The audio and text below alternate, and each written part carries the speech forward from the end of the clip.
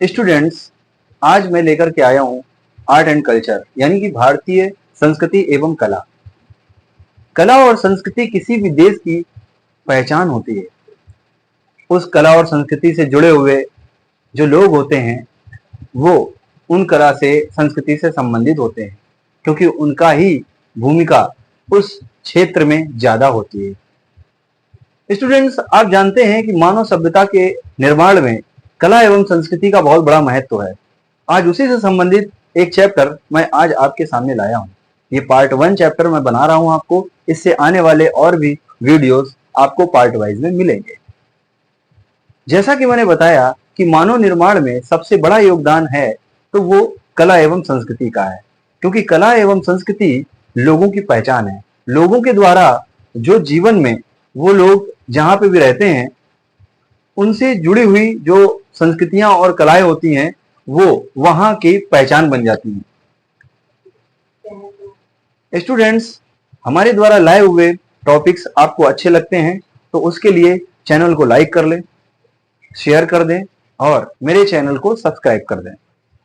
आइए चलते हैं वीडियो की ओर और समझते हैं आर्ट और कल्चर की यानी कि भारतीय संस्कृति और कला की भूमिका को पहचानने के लिए।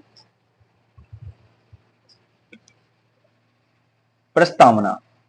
मानव सभ्यता के निर्माण की प्रक्रिया में विश्व के किसी भी देश की सांस्कृतिक विरासत निश्चय ही सबसे बड़ी शक्ति रही है। भारत अनंत काल से ही समृद्ध सांस्कृतिक विरासत का धनी रहा है। वो अपने धार्मिक विचारों एवं चिंतनों की भूमि रहा है।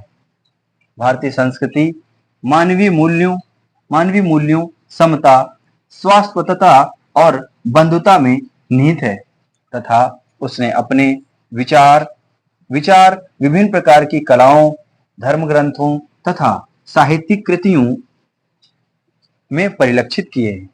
इसकी संस्कृति तथा दर्शन का उद्देश्य मानव जाति को प्रेम करना और अहिंसा तथा कल्याण के लिए उसको मार्ग का संदेश देना है।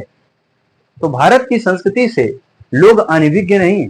हमेशा से भारत की संस्कृति अहिंसा, परमो धर्म के मार्ग पर चलती रही है। इसीलिए आज भी अनंत काल से हमारा भारतवर्ष लोगों के दिलों में जिंदा है और विश्व में इसकी पराकाष्ठा बनी हुई है। आगे समझते हैं। परिचय। कला एवं संस्कृति में परस्पर पूरक संबंध होता है, यानी एक दूसरे के ये पूरक हैं तथा इनके अवयव स्पष्ट रूप से विभाजित नहीं किए जा सकते। फिर भी कला के अंतर्गत इनको अलग अलग रूप में विभाजित किया जाता है, जैसे कि नृत्य, गीत संगीत, वास्तुकला, चित्रकला, नाट्यकला एवं साहित्य आते हैं तथा संस्कृति के अंतर्गत धार्मिक मान्यताएं एवं विश्वास, रहन सहन, खान पान, वस्त्राभूषण आदि को शामिल किया जाता है। एक ही देश में विभिन्न प्रकार की कलाएं एवं संस्कृतियां व्याप्त हो सकती हैं, फिर भी इन विविधताओं के मध्य कुछ बिंदु ऐसे भी होते हैं जो इनको एकता के बंधन में बांधते हैं। ये एकता में अनेकता का जो विश्वास लोगों में दिखाई पड़ता है उस देश की सबसे बड़ी शक्ति होती है और हमारा भारत देश उसी शक्ति की सबसे बड़ी पहचान है। भारतीय कला और संस्कृति ये दोनों एक दूसरे के पूरक होते हैं। यदि कला है तो संस्कृति है और यदि संस्कृति है तो कला है। इसीलिए कहा जाता है कि कला एवं संस्कृति एक दूसरे के पूरक। आइए समझते हैं कला क्या है। कला मानव मन की भावनाओं, संवेदनाओं या विचारों को अभिव्यक्त करने का एक माध्यम है।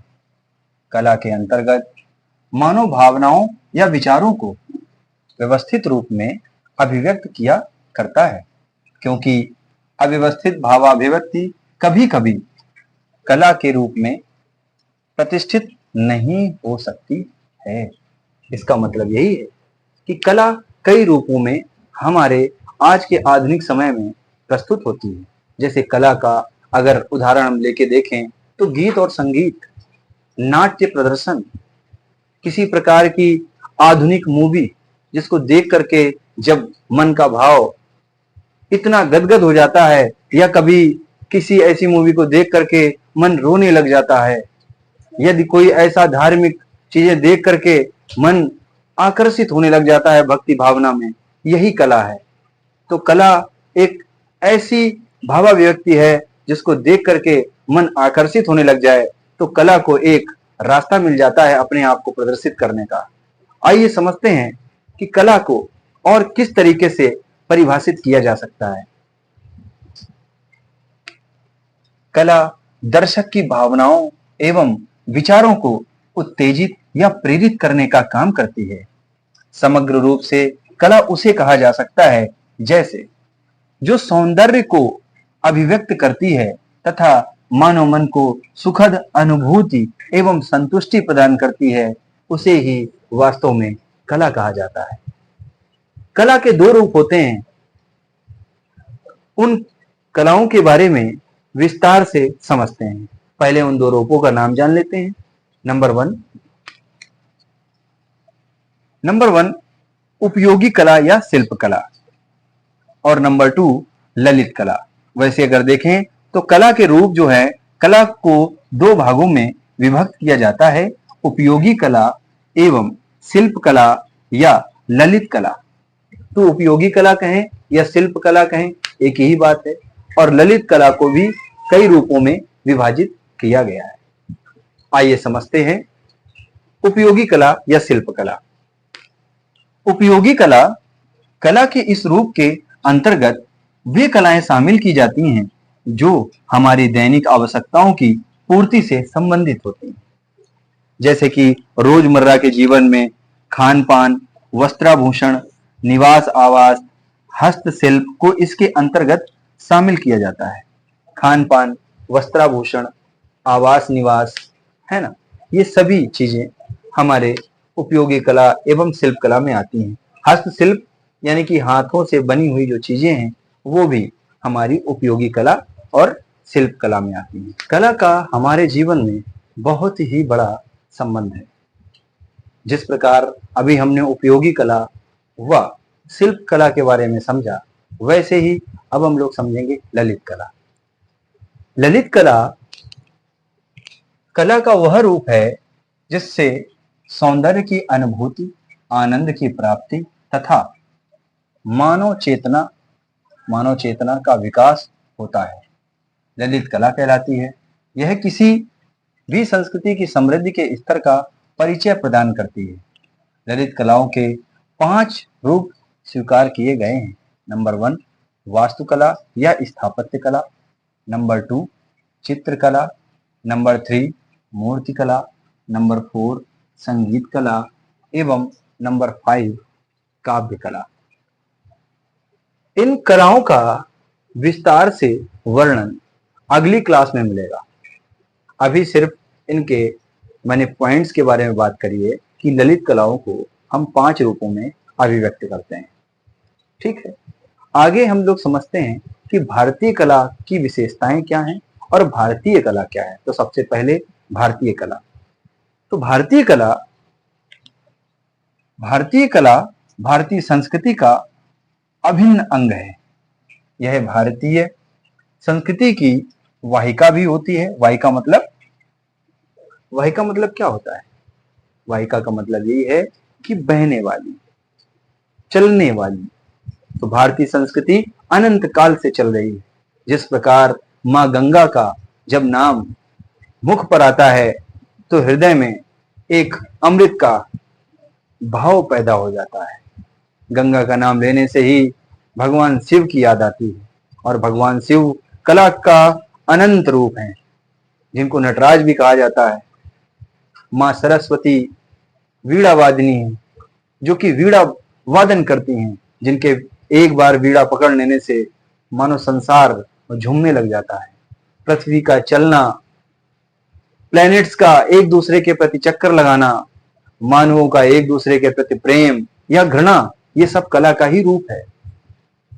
इसलिए कला में जो आनंद है वही ललित कला कहलाती है। अब भारतीय कला के बारे में बात कर रहे हैं, तो भारतीय कला अनंत काल से चलती चली आ रही है और भारतीय संस्कृति की वाहिका भी है। इसलिए आगे बात करते हैं। मानवीय संबंधों और स्थितियों की विविध भाव लीलाओं तथा इसके माध्यम से चेतना को उजागर करना भारतीय कला का विशिष्ट गुण है। विशिष्ट गुण मतलब विशेष प्रकार का गुण है। भारतीय कला की प्रमुख विशेषताएं। नंबर 1, भारतीय कला का धर्म से गहन संबंध रहा है। गहन मतलब गूढ़ संबंध रहा है, बहुत ज्यादा संबंध रहा है।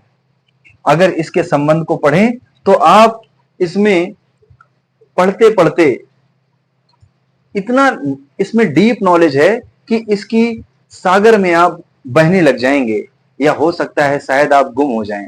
इतना बड़ा इसमें रहस्य है और गहन अध्ययन है। तथा कला के प्रत्येक रूप में धर्म से संबंधित विषयों का वर्णन मिलता है और व्यापक प्रयोग हुआ है।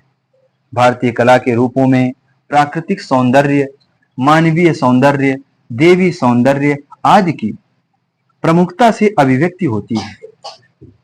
किसी भी कारण स्वरूप को जानने के बाद में उसके कारण का जब प्रत्यक्ष रूप से पता चलता है तो उसकी अभिव्यक्ति जो हमारे अंदर प्रत्यक्ष होती है, उसका जो मनोभाव है जब आप अपने शब्दों में व्यक्त करते हैं, वो भी एक प्रकार की कला है। तो इसलिए कला का जो समुचित प्रस्तावना था वो मैंने आपके सामने प्रस्तुत कर दिया है। अब आपको अगर ये वीडियो पसंद आया हो तो इसको लाइक करें, शेयर करें और मेरा चैनल सब्सक्राइब भी कर लें।